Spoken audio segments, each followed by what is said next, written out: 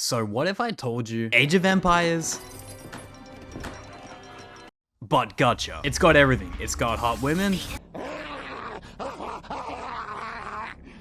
And I just made it into the front door. Men, boss killers, except the only drawback is we have heard nothing for over a year since the trailer. Until today.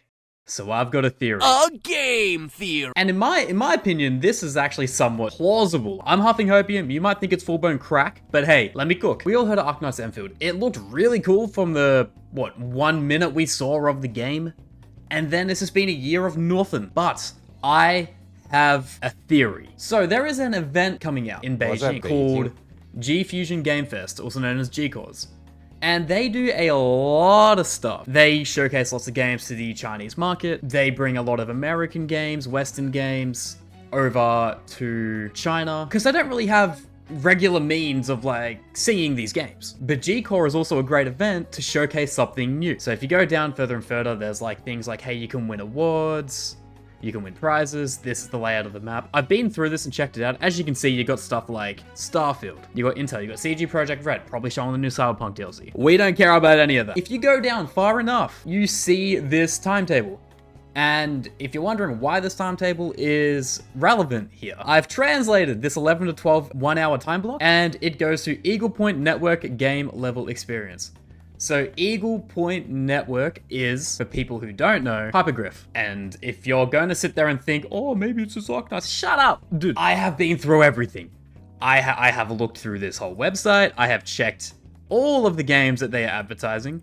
I have not seen a lick of Arknights anywhere, which is weird. I'll get to why it's weird in a second. But I've been through the majority of this damn website and I have seen no games that relate directly to, say it with me, Hypergriff. And then you get to the bottom of the website and you have all of the featured people, you got the featured stuff, companies, indie games, devs, sponsors, and the like. But if you open this up, there are lots and lots of individual companies, and you kind of know what they're there for. So for example, Bethesda, they're there for Starfield. Makes sense. There's Billy Billy.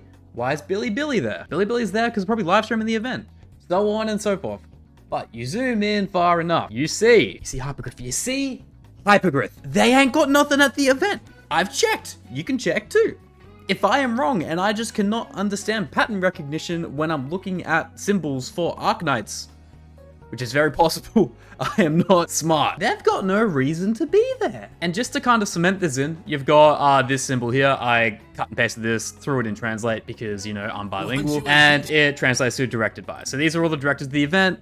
Why the hell is Hypergriff there if it isn't for a game we don't know of yet? Because here's the thing, I could be right. I could be really, really close to being correct that we're going to get a surprise release of at least more gameplay of Endfield, or at least an update on the point of where it is at. Also, not to mention, on this map, where they're going to be having their 1-hour time block event is right here. And if you're looking at this and wondering, it's the main stage. This is where you get all the attention. Thank God I speak Chinese. But yeah, there is a chance I'm so close yet so far, because they do make another game. I honestly don't care for it. If we get this far, they get to that main stage, and they say X asterisk, I'm just going to give up. It's not that it's a bad game, it just feels weird because they've announced this RTS RPG gacha game, which is audacious as it is, and then to have another game on top of all of that. I understand that game companies have different subsidiaries and different companies in the companies to make certain games. But wouldn't you not want to put everything into Endfield? Unless this is somewhat of a passion project or anything like that. I don't know. I swear I never touched crack. It's Hopium.